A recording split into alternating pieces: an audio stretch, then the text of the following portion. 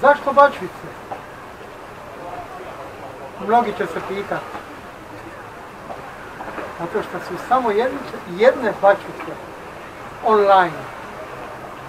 Samo jedne koji će prenijeti poruku koja kao Big Boss onaj nebeski preko Portugala i naše Gospe Fatimske šalje poruku krune.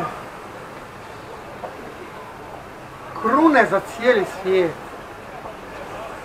Krune naše Majke Božje u nebi. Zašto bačvice? Zato što ljubav nema granice.